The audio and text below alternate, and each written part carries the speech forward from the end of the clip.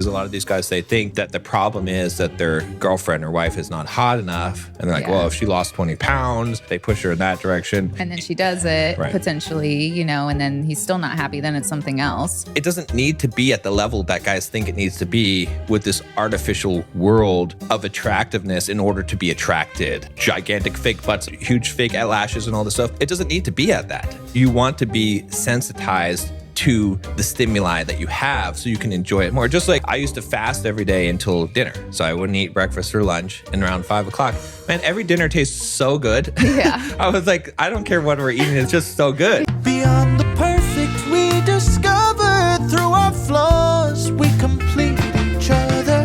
Better than perfect we stay, through every fault we find our way. Welcome back to Better Than Perfect podcast, where every week we share with you how two imperfect people helping each other become better equals one better than perfect relationship. And every week, John's biceps get bigger and he's not going to be able to fit into his shirts anymore. We're going to have to paint a shirt on you. I know. I was going to wear my jacket, but then I was like, no, I've worked too hard to wear my jacket and, hide these guns. I don't know what you're going to do, though, because that's like a buff person shirt brand and you're about to bust out of it. We might have to paint it on. Yeah, I might have to start running again. But I'm enjoying lifting every day now, so for a bit. But yeah, so it is your week for the episode of your choosing. So we talked about this, but I thought, and you thought it'd be good to talk about how people, both men and women, are never satisfied. Mm. And can you actually be satisfied in your relationship? Yeah, I mean, that's a good little tidbit to add on.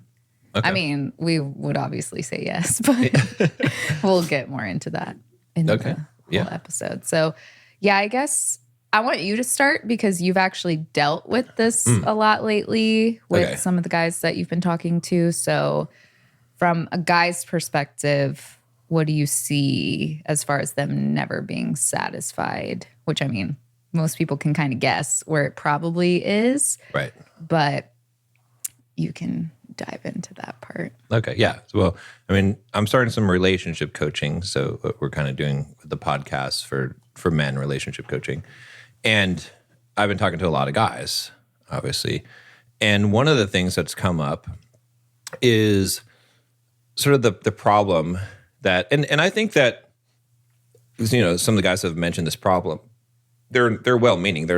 It's not that they're trying to be this way, but they feel like they're built in such a way. And not only do they feel like they're built in such a way, society and the common culture dictates that men are biologically wired to seek out, to spread their seed far and wide. They're not monogamous. Or humans aren't meant for monogamy. Some people are saying that from evolutionary biology, which I don't know if that's exactly true. But anyway, so guys are saying that, hey, I have a problem that I'm with this girl and I see other girls and sometimes I think, well, maybe they're more attractive. Maybe I should be going after those girls and I should break up with this girl. And I think, that seems to be a pretty common struggle that a lot of guys are facing. Yeah, and it's terrifying as a woman. Like, that's a very real fear that women have because they are aware that men are very physical and, want younger, prettier women. So, like, it's kind of terrifying being a woman, and especially if you're a woman that's with a guy like that. Like, these guys don't typically tell the women they're with, like, hey, this girl's hotter than you, or like, I want somebody hotter. Right. But sometimes they do things that you can tell that they're feeling that way. Right. Or they'll say, hey, maybe you should get a boob job or lip injections or something. Like, yeah. So it's very hard because also, like, there are ways that you can change your physical appearance, like those things we just talked about, and but it shouldn't be that way. Like, no woman wants to feel like she has to have a boob job or lip fillers for a man to love her. And that's probably why we see so much of this stuff these days, and so many people trying to look the same. Right. It's an arms race. And it's, it's because they're just trying to be appealing. They're trying to be as hot as they can. So maybe a man won't leave. Mm-hmm. But there's plenty of men that have been also with really attractive women who still cheat on them. Or, I mean, look at Beyonce. Like, not everybody might think Beyonce is the hottest woman in the world, but she's an attractive woman and she's got a lot going on. She gets cheated on by Jay-Z, there's plenty of other people who are attractive. Like, I know there is an attractive woman to every man who has been cheated on by another man. Yeah. Yeah. And so as a woman, it almost feels like you're never fully safe. Right.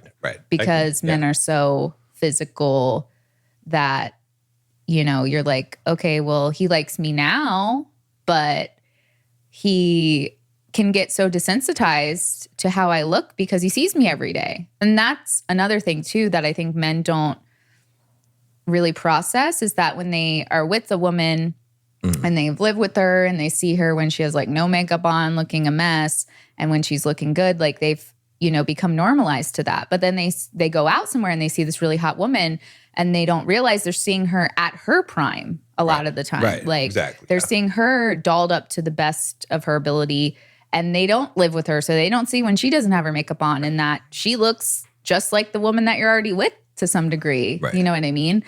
So they'll throw away the thing that they've gotten used to for something new, and then that becomes old, and then they keep the cycle going, which we talked about a little bit. And I think, it comes down to never being satisfied, right? And we'll talk about it more too, but women can also exhibit the same thing, but not in the same way, I think, that men do. But yeah, I think, I talk to a lot of guys about this, and the solution for men is to resensitize yourself.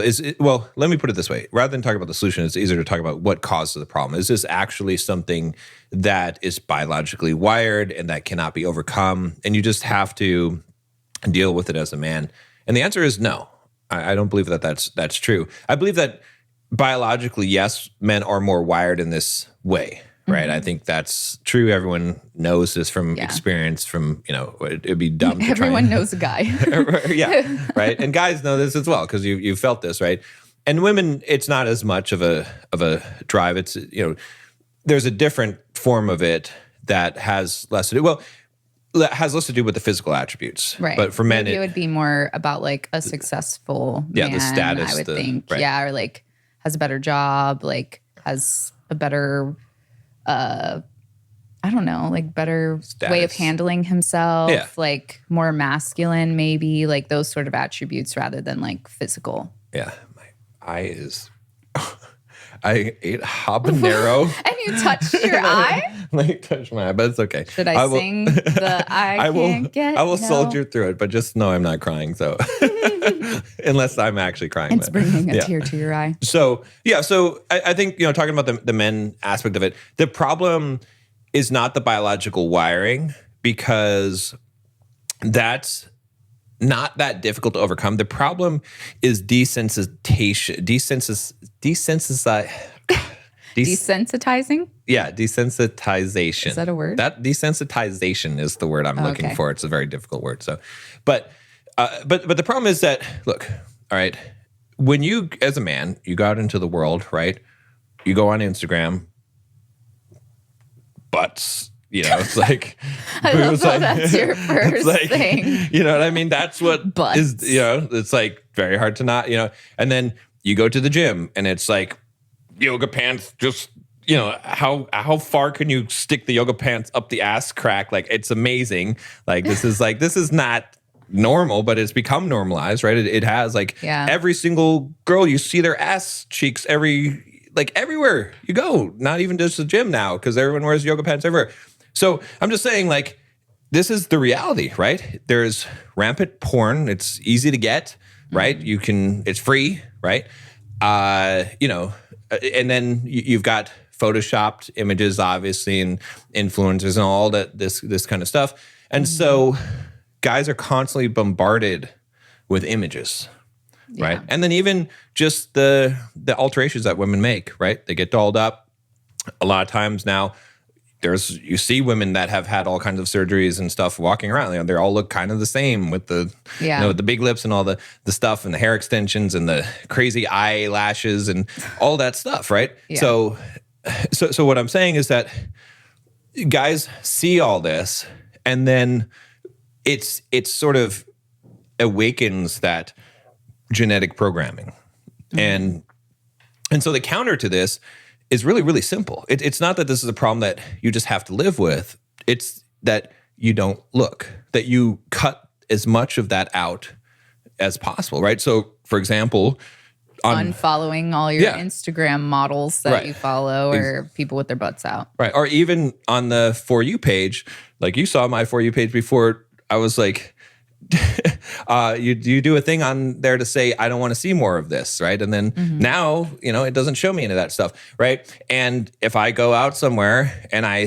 see something, I look away from it because I don't want to see look away from the because I don't want to see I don't want to see that kind of stuff. So the thing is, when you do that, then you resensitize yourself, and you keep yourself sensitized to yourself, to the woman that you're with. Because look, an attractive woman that you find attractive should be enough for you.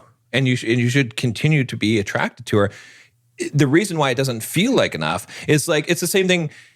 Let's say that, have you ever gone and not eaten sugar for like a week or two, just like, I'm going to eat healthy and just eat broccoli, or have you ever... I tried to not eat carbs for like 3 days one time. Okay, yeah. And almost passed out. So that ignited my hypochondria. So I was like, back to carbs. But if you're all like, if you go no sugar for a while, if you're just eating like chicken and rice, broccoli, very bland. You don't crave it anymore. And when you eat something sweet, it tastes so sweet. I mean, it's like, wow, I can't eat this whole piece of chocolate cake. One little bite is enough. Yeah. And so that's because your taste buds are sensitized to the stimuli. And right now, just in the world that we live in, we're desensitized to a lot of stuff. We have phones in our pockets. We have all of the stimuli constantly, they call it, I think they call it hyperstimulus. And it desensitizes us to the normal experiences of life, which should be wonderful, but they don't feel wonderful because of that thing. And so, we need more. Yeah. It's like a drug addiction. And I think that's what the core problem is for men, is that they don't realize this is happening. That's one part of it. There's another part, but I'll let you give your take on what I said. Well, I think you should talk about the story about the ship, because I think that's good, unless you were already going to talk about it. Oh, like if a man were on a ship. Yeah. So, for example, if a guy were on a ship for 2 years, all right, and there was no women on that ship, and there was no pictures, there's no internet, there's no pinup, or anything, magazines, anything. You didn't see a woman for 2 years. He'd probably faint seeing an ankle when he got exactly. like back in the day. Exactly. So 2 things would happen. One, he would be extremely sensitized to any woman, and so it doesn't need to be at the level that guys think it needs to be with this artificial world of attractiveness in order to be attracted. Right. It doesn't need to be at that level. It's ridiculous. Like gigantic fake butts and all this stuff. That's not even natural. Like, and huge fake lashes and all this stuff.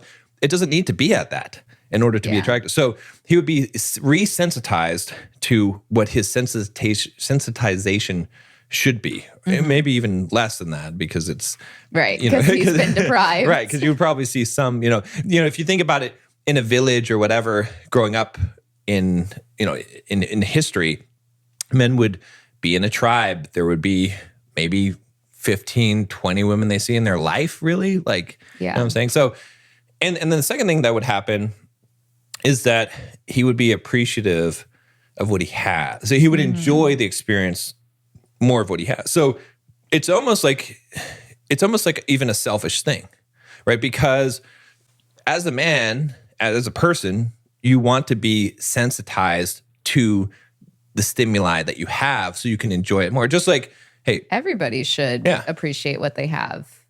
Yeah, exactly. In my opinion. And you want to be able to enjoy that experience. Just like I used to fast every day until dinner. So I wouldn't eat breakfast or lunch. And around 5 o'clock, man, every dinner tastes so good. Yeah. I was like, I don't care what we're eating. It's just so good. You're like, I just can't wait to have food. Yeah.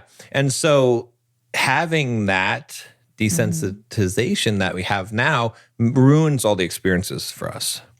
I agree. You know, and it also causes you to have problems where you think, you know, because a lot of these guys, they think that the problem is that their girlfriend or wife is not hot enough. And they're like, well, if she lost 20 pounds, they push her in that direction, you know. And then she does it potentially, you know, and then he's still not happy. Then it's something else. And then she's constantly trying to be attracted to him. Right. But it's not something she can even attain because it's not really based on that. Like when we were talking about this. Yeah. And I know we'll get into it more in this episode, but I would say if I'm in a relationship, and I've been in a relationship where I haven't been as attracted to the person, and I should have seen this as a red flag or a wake-up call or, hey, what are you doing? Yeah. But I would say that if you are constantly looking at other people and being like, oh, well, my partner's not as hot as this person, and I'm kind of like liking how this other person out here looks and you know, leaning more that way, that there's something else missing in your relationship and it's not just the attraction. And what you and I were talking about and you mentioned, and I think it's true, is that it's intimacy.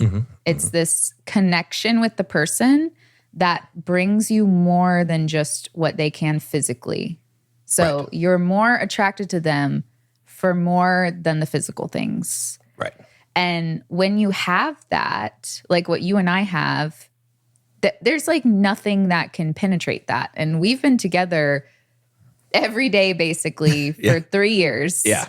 Every single day. Yeah. And I am nowhere near any less attracted to you. If anything, I am more attracted to you, and I don't even know how it goes more because it was already at the maximum to you than I was when I first met you. And it's because we have such a deep connection with each other.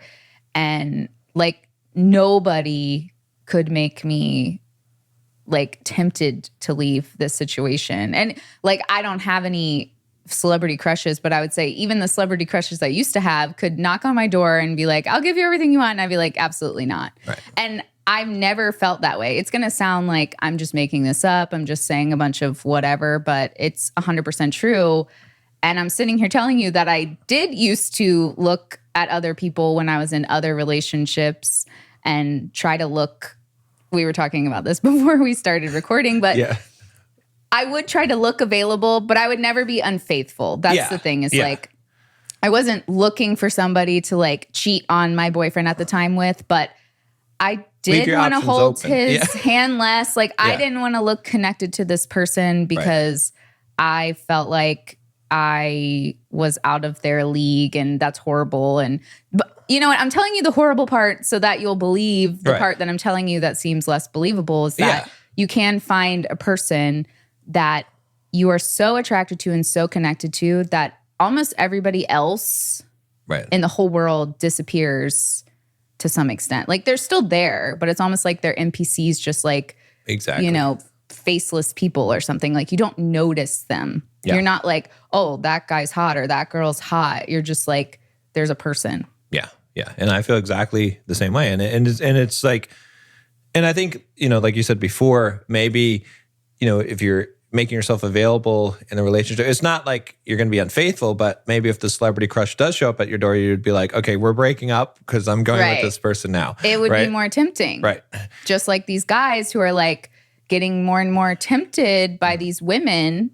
Like, you don't know if maybe some girl that they think is super hot is going to tempt them to leave their relationship, and the relationship's otherwise good for the most part. And how does that make like a woman feel? And then this guy is leaving for, I actually saw a quote, I think it was on TikTok, that people sometimes will have 90% of like everything they want in a relationship. Yeah. And they'll be missing the 10. And then they'll see the 10, which in this case that we're talking about is maybe the attraction. Right. Yeah. They will leave the 90% for the 10 and then realize that all they really have is the 10. Yeah. And I'm not saying that always happens, but some of these situations are like that, where like they have something perfectly good. And same with women too. Like they have a perfectly good guy and they otherwise like him, but maybe they saw this more successful guy hit on them at somewhere that they were at, the grocery store. Yeah. And now they're like, well, maybe this is a better Maybe I way. do deserve this. Right. Or something like that. So it's very tricky, you know, and I think it goes back to appreciating what you have. If you have something good, if you know you have something good. Otherwise, if you're in something that you're like unsure about, or, you know, you aren't as attracted to them, and, you know, you owe it to the person to have a conversation, see if you guys can fix it first and foremost, and connect better, have deeper intimacy, because that might solve all your problems. Yeah.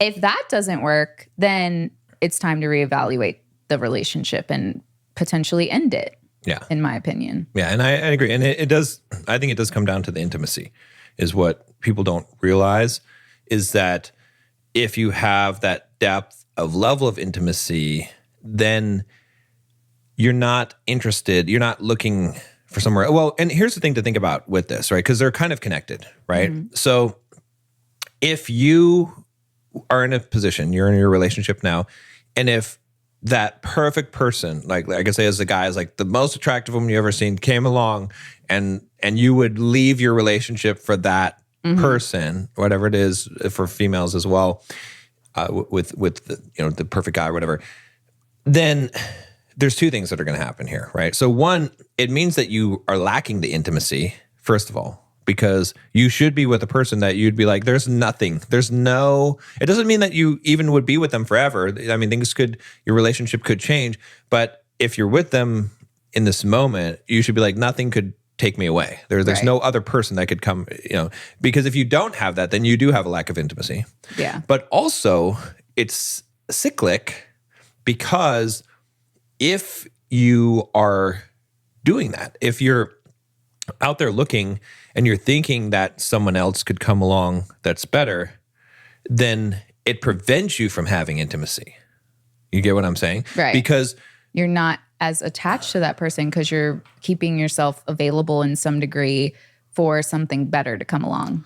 And you're making it so the other person, the person you're in the relationship with right now, cannot be as intimate with you because they can't feel safe. Right. Because they know, you might not be saying I'm looking around, but they know when your Instagram is still public. Right. They know when you're still posting thirst traps. They know when those things are happening and that you're still trying to make yourself available, or you're trying to make it seem like you're not with that person. It's obvious. And so they're not going to feel safe. And if they're not going to feel safe, you can't have a level of depth of intimacy without... There's a gridlock there. Right. Yeah. And so you've got to, you know, that's why you have to work on building that intimacy. And when you do have it, it's interesting. There's a pretty famous author and therapist, Esther Perel, and I've read most of her books. You know, she wrote a book that's famous on this topic called Mating in Captivity. A lot of people have read that book. And well, we're going to do a whole episode on this, I think. Oh, yeah. Unless you want to add it in here. I don't know. We'll see. Maybe I'll just add a little bit and then we could always talk more about this. But she was saying, one of the main points that she says that a lot of people repeat is that intimacy and sexual attraction are diametrically opposed to each other. So meaning that the more you have intimacy, which she calls familiarity, the more that you know a person, the less mysterious they are, the more intimate you are with them, then the less sexually attracted you'll be to them.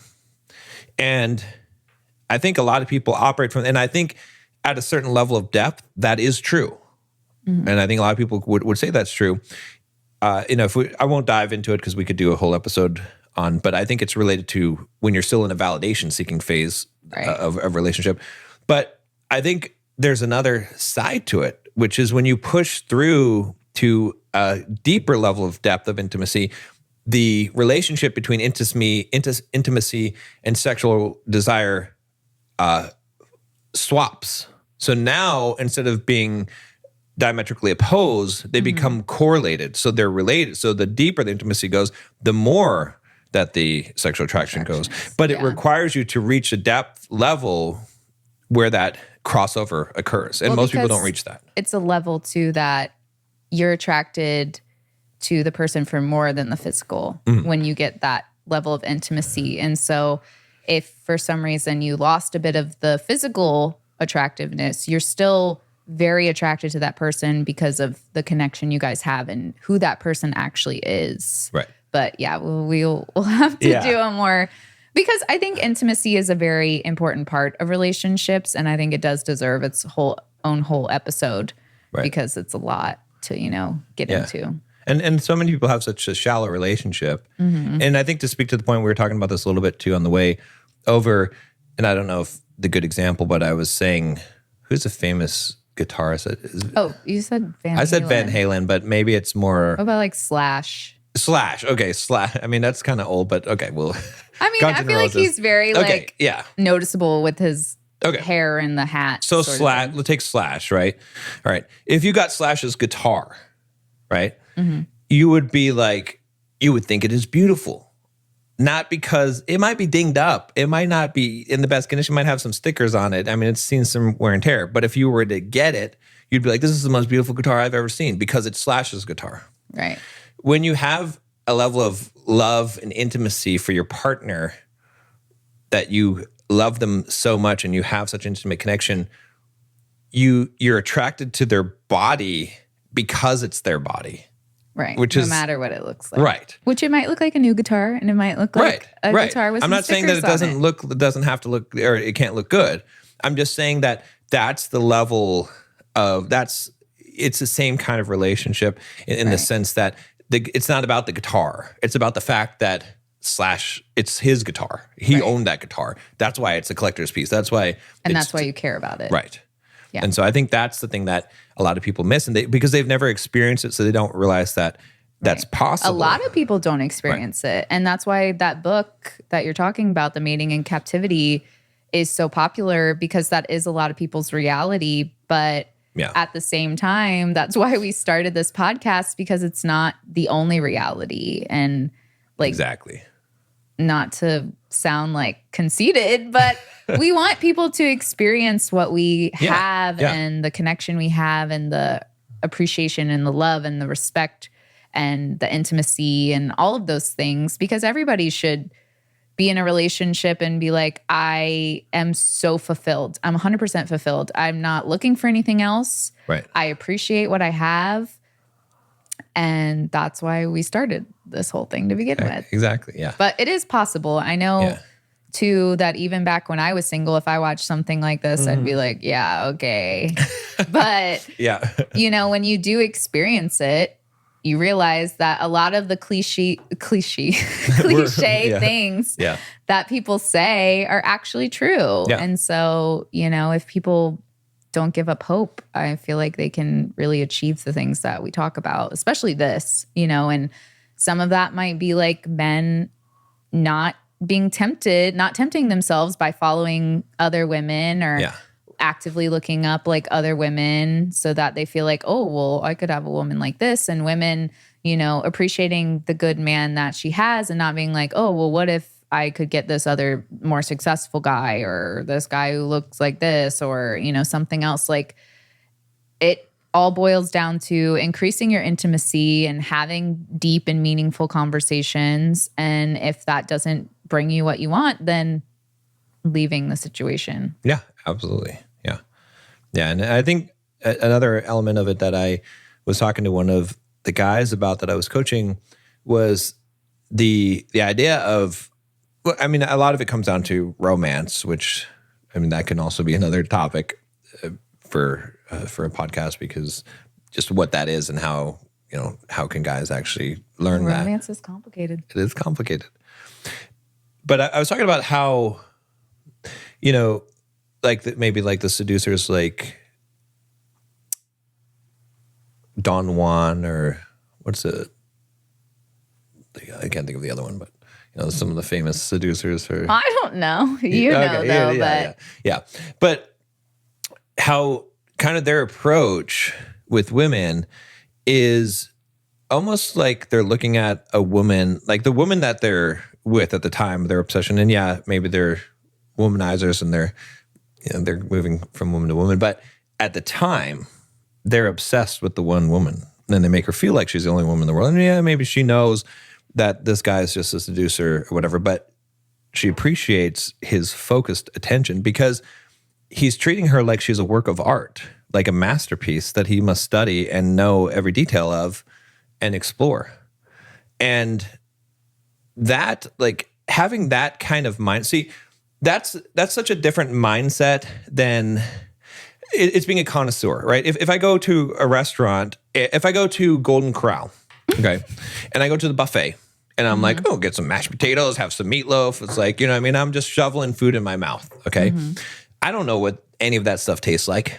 I mean, maybe the mashed potatoes are pretty good. Okay, fine, whatever. But I haven't really enjoyed or savored the food, right? So you're having so many and not focusing on it. It just filled a hole in my stomach. That's all it did. And I think a lot of men can treat women in relationships that way. I mean, I'm sure women can too, but I can speak from a male perspective in the sense that that's why there's no romance, for one, but also that's why they're not happy and satisfied, is because if you're just treating the woman you're with like a buffet at the Golden Corral, then you're like, oh, well, maybe this buffet is better, or like this food is, you know, you're just sampling all these different dishes. Whereas if you're more like a connoisseur, like, you know, having a fine wine, or you sit down at a nice 5-course dinner and you know, cleanse your palate one at a time. Yeah. You know what I mean? And enjoy the experience and the texture, and you notice the quality of the food and the aroma and all those things. Right. Again, that idea is a romantic idea. So that's a hint for, you know, how the romantic, but then how much more pleasant, how much more of that food do you enjoy? It could even be similar food. Right. But because you have savored the experience, because you have looked at it from those eyes, from the eyes of the connoisseur as a master. And so when a man looks at a woman as if she's a masterpiece, a work of art that he must explore and know every curve of her body, it's a different, he's going to reach a different level of satisfaction than he would treating her like a buffet. Right. And so that's a large part of it too, is it is psychological that as a man, not only that, but her response from that guy is going to be so much more because, I mean, you tell me, do women appreciate that? I mean, look, I think so, without going into a totally another topic, because we've hit so many, like, even in the like sexual sense, I've never understood women who want to be like beat up and demeaned, because I'm like, I want a man to treat me like a goddess, like, it, you know, in that scenario, like I want to be appreciated. I don't want to be like torn down especially in such an intimate act. Right. So it makes sense to me, but I don't know the thought process fully of women who, and maybe it is more of like a validation seeking thing, you know? Yeah. And that is usually a woman has some other things she probably needs to work on to feel good about herself so that she doesn't need to seek validation in that way and tolerate those sort of things. But it makes sense to me. You catch more flies with honey than with vinegar, or whatever the saying is. But it makes sense that that's and it's more sustainable. Because what if you actually like one of those women? Yeah. Now you're already like kind of going down the right path, right? Because you already romanced her. She's already like has positive feelings about you. Rather, if you meet a woman and you're like, you're not that hot anyway. And she's like, oh, well, I have to prove to this guy that I'm hot. And then you end up taking her home because you manipulated her in that way. She's always going to think back to how you like told her she wasn't that hot and like said all these other kind of like almost negative things to get what you wanted from her. You know what I mean? Right. So if you start off on the right foot, you're already going in the right direction if you decide to pursue something with that woman. Right. Exactly. But I think something for us to discuss in this episode too that goes with people not being satisfied is the access that they have to people with online dating and Instagram, social media, all of that, because that does also make people not appreciate what they have, because they can be like, oh, well, whatever, I'm going to go get on this dating app and I'll have like however many matches by the end of the day. So it's not that big of a deal. Like I can just go on there and I can find someone else. And back before that, it was harder to meet people and it took more effort. And so people probably appreciated more of what they had because it wasn't as easy to get into another relationship. And like, yeah, dating apps are a good thing. I mean, we met on a dating app, so I'm not saying that they're horrible, but in the sense of some people not feeling satisfied with what they have, it just makes things worse. Absolutely. Yeah.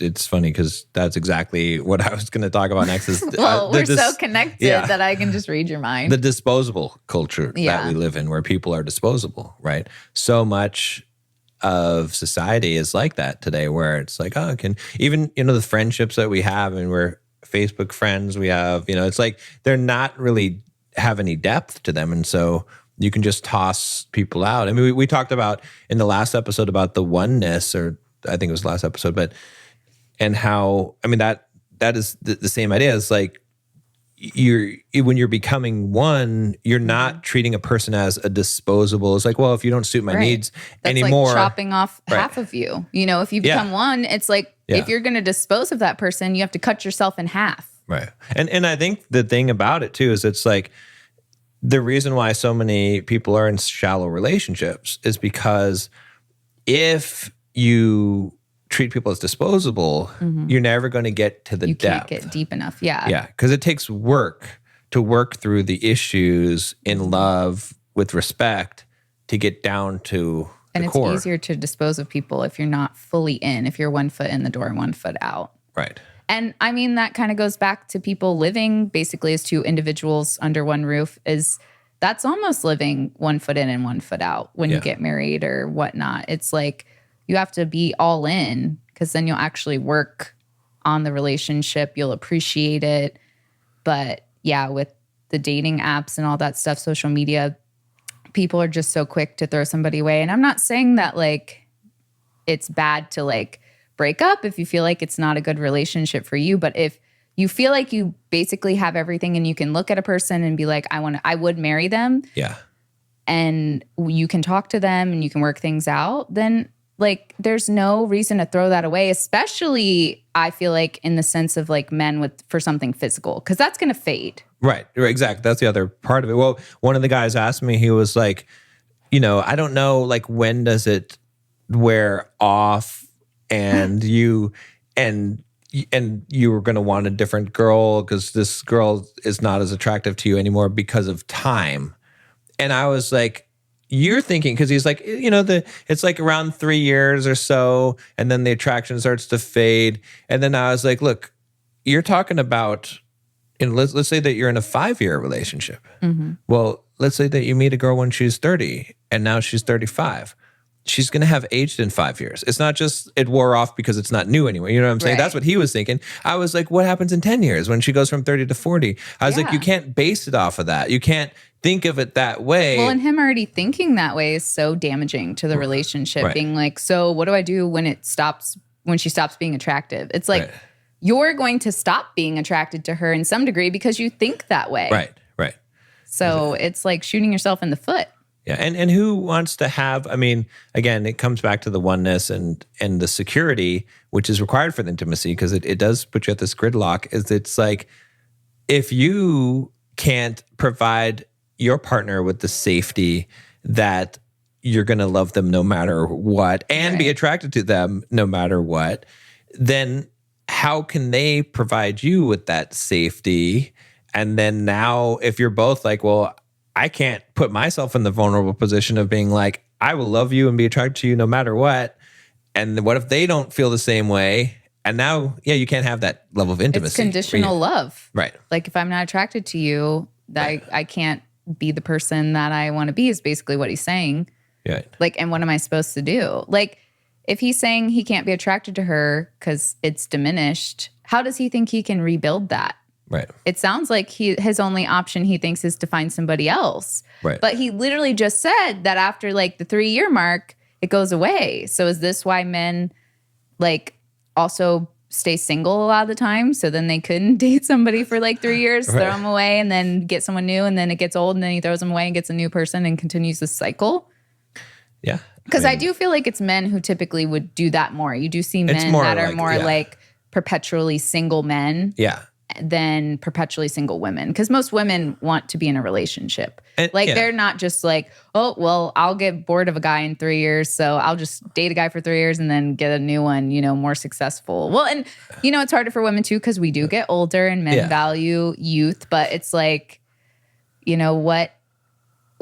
I feel like he's created a situation and a problem that he almost can't even fix unless he finds somebody that he gets that intimacy level with, where it transcends the physical. And I think the scary thing about it for women is that a man can seemingly have everything else good in the relationship, and then the physical side of it could change for him. And that changes the entire... And he throws everything away. Whereas I think for women more so, I would say that sometimes it appears that way, that women would be like, okay, I'm bored of this guy after 3 years. Mm-hmm. But it's more likely that if a woman's in a relationship where all of her needs are being met from an emotional standpoint, then she's going to be happy. She's not going to be looking for... Whereas it's more likely that a guy will be like, okay, well... Yeah, I mean, everything is good, but is this the hottest girl that I could get? Is this like, could I do hotter than this? I mean, it's like, and that's which again, it's not even to knock guys, because a lot of guys honestly feel like that's just how they're wired, and they can't help it. They don't want to be that way.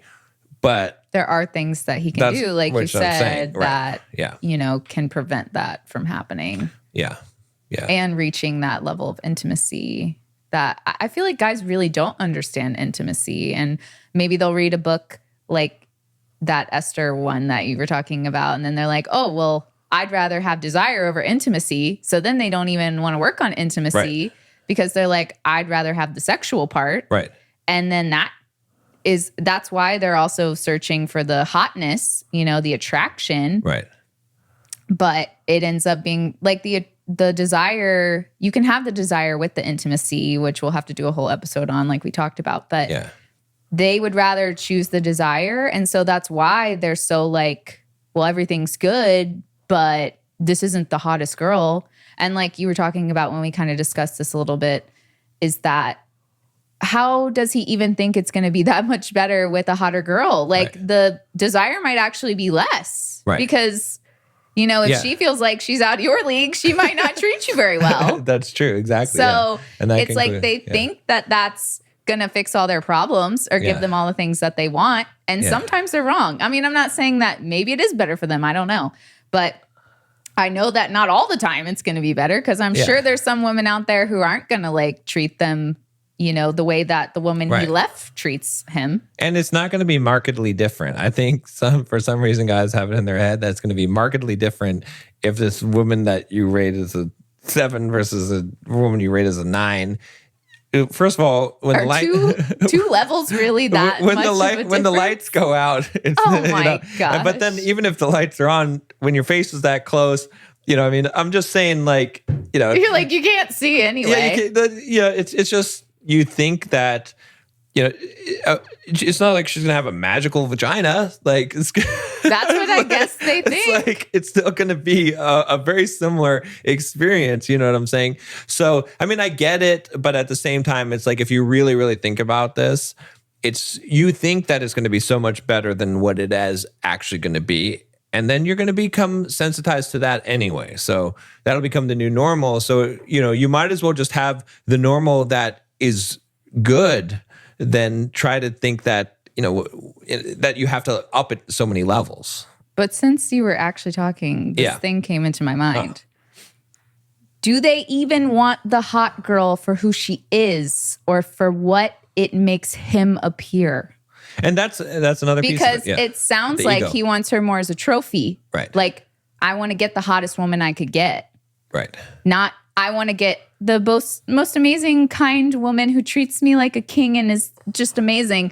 Like, he doesn't, he's not saying that. He's just saying, I want the hottest woman I could get. Right. So that makes me feel like he's not even doing it for her. Right. That he's using her for her hotness to get validation himself. Yeah. Well, and I mean, and it goes both ways because women do use men for the validation of the status. Yeah, of having I'm not saying it doesn't. Look at my doctor or lawyer, I'm just saying though that in the instance we're talking about, because you're definitely right. Like there are plenty of women who will get with a successful guy just because he's successful. She doesn't really care about anything else. It makes her look better. So I'm not saying you're wrong. But it's a problem, and that's the validation seeking. And that's why also like guys, before they get into a relationship, they need to have some amount of experience with women, at least dating women, and have gotten that part of it out of their system so that they're not just trying to seek that validation to prove what a man they are. They have to already know what a man they are, right? And then they're not going to be necessarily doing, because that's the other thing is like a lot of guys think that they're out there looking for something hotter because it's what they want, but it's really just because it pumps their ego, or it makes them feel better about themselves, which is not a good formula for success. Because the problem is that that's a never ending pursuit. Cycle. You can't ever get the validation that needs to come internally from the external. It can never happen. No matter how many buffets you eat at, men and women, you're gonna still be hungry tomorrow. Yeah, you know what I mean. You can't just eat a meal and then not be hungry ever again. You know that's that external validation. That's true. Temporary. And men and women both do that. Yeah. And I would say, these guys that you've been talking to who are like saying how they want these hotter women or they're not happy with the women they're with, it is intimacy that they're lacking or something else in the relationship. Like I know in both of these situations, because we've talked about them, that they've had issues with the relationship in some way. Yeah. And I think maybe too that maybe they feel like it's tainted. It's not perfect anymore. It's not happy. And so they're almost like discarding it in a way. And that's also why they're like searching for a hotter woman, because they're kind of like, I don't want to say done with the relationship, but they're not focused on fixing it and making it a deeper, meaningful connection. They've kind of gotten to the point where now they're looking for what's up next. And would you say that that's true? Yeah, I think so, because, and that goes back to the disposable idea that people don't want to work on the stuff. It's easier to just dispose of people now, especially because you have so many options at your fingertips from the dating apps. And again, a lot of guys too that I've talked to, they don't realize a lot of times what they're missing is actually the respect part, which is important to a man that makes him feel loved, because then he starts to, and the problem is a lot of guys don't address it because they're embarrassed to address it, or it's an uncomfortable subject, and so you have to address those things in order to have the depth of intimacy. And I could flip it and say on the woman's side, that she doesn't feel like she's getting the unconditional acceptance or love that she should be getting. And because of that, she might be, well, maybe I can find this romance somewhere else, or getting the romance. Which we'll do a whole episode on love and respect too, because that's, again, like a long discussion. Yeah. But I think that can also be the thing. But also she can work on that, and and just to give a quick for that we'll do an episode on, is both parties can do what the opposite needs in order to build the depth of intimacy. Like it's so you as a man can start to love the woman that you're with unconditionally and see how that changes how she shows up and how your attraction to her may change as well. And the woman can show a man an unconditional respect and then start to see how now maybe your attraction showing up as the man, like more romantic and doing the things that she wants. Exactly. So, but yeah, people just think it's broken when it's not. So. That's true.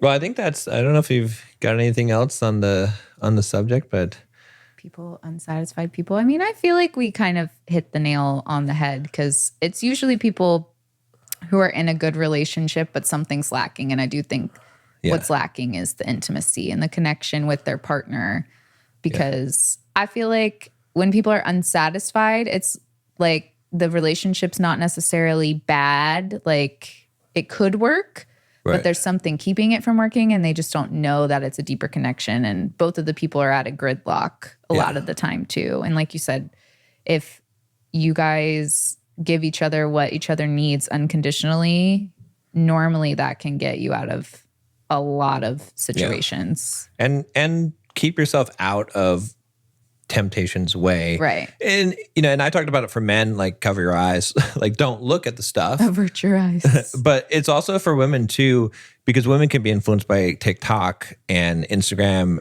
and or maybe even like so. romance novels, or I don't know, they could like see a guy and be like, oh, my life with him would look like this and fantasize. Like women are very like fantasizers, whereas like men are more physical. They'll be like hot girl and like just go. Yeah. Whereas women would be like, oh, well, if, my boyfriend was a pilot or something, we could travel the world, and then they spiral and then they're like, oh, well, maybe now I need to look for a pilot. And like they didn't even know, they don't even know anything, Or they'll be on social media, which, when you're in a relationship, you should be making your personal profiles private to not continue to be available. But a woman might be in a relationship and then getting a lot of DMs on Instagram, a lot of guys sliding into her DM, or she posts a thirst trappy picture while she's in a relationship, and there's a whole bunch of likes from all these guys, and then she's like, "Wow, am I really doing the best that I can? Because like all these guys are liking my photo, and all these guys are sliding into my DMs. Oh, look, there's a football player that slid into my DMs, a pro athlete or whatever." You see, that's also a recipe for disaster, because you might be perfectly happy in your relationship, but then you're like, oh, but look at all of this attention that I'm getting. It's more so, I would say, men is the visual, but women, the attention part of it. So. Yeah. I guess, too, from what you just said, a better thing would be to close yourself off, not fully, like go hang out with your friends and live your life, but you guys both need to close off from the outside world. Like men need to not look everywhere, and women need to not seek validation, not like fantasize about some other man or, whatever, and focus on you guys. Like, I'm not saying don't do things with your life, but focus on your relationship and close off, like put the blinders on and just focus on you guys. Right. Because then you'll know if it doesn't work out, you guys did try everything that you could in those instances, rather than you guys get in a relationship and it feels rocky, but you're both doing things that are making it more rocky and more unstable. And that's one of the reasons why we did the episode on the girls' night out, guys' night out. And it's like, don't go to bars. Don't go to nightclubs, right? Yeah, it's just common sense sort of things. Yeah, you have to change your environment. And it's like, even if you're just going through, you don't have to shut yourself off completely, but don't put yourself into the middle. If you went out every day and there were drugs and hookers everywhere, and it was like, you would probably start to move in that direction. I'm not saying, like, it's just stupid to do that. You should make your environment suit what your direction is, and not be pulled in different directions and distracted by the world in yoga pants. It's not the way. So. All right, so we go to our segment of... Yeah, that's you. It's me. I don't even know what you're going to say. I got nothing juicy. I was like, I'm glad it's not me, because there's really nothing that I could think about. I don't think we even have any parenting things that... No. I mean, it's been smooth sailing. Like, everybody's just living their best life, and everything's good in all departments. Really good, so. But part of the reason why it's been so good is because we had those weeks where it was every week we were learning something. But we learned a lot of stuff from it. Mm-hmm. You know what I mean? And we're reading a book on love and respect together, at night too, and that's good too. But I think we just learned a lot about it, and also doing these podcasts helps too, because it's like, especially we did the podcast on the oneness, and then it got me thinking a lot and changed some of the ways that I was internally thinking about things. Nothing to report except that if you work on stuff, it works. We might have to get a new segment if we keep going this way. Or, we just talk about something in there. Oh, we could just talk about the video. We're playing Mario Kart 8 now. We got some controllers. That's our. I don't even know how to play Mario Kart 8. I only know how to play classic Mario. So John and our daughter are like kicking my butt. I'm like, what do you mean you can jump off of this thing and do this like crazy move? I'm like, I only know how to like go and turn and use the bananas and stuff. Like, that's all I know. But how did we get our Nintendo Switch? Dave and Buster's, because we literally We have multiple games that we can beat the high scores and get thousands of tickets on. Yeah. And so we got, how many? It was like 120,000 tickets for Nintendo Switch OLED. So we got it. So I made John download Nintendo 64 games to play Pokemon Stadium, and it was not as exciting as I thought it was going to be. And it was like $64. I feel so bad, but it's all right. You got to go back to your childhood every once in a while. All right. Well, that's a wrap then. I'll see you next time.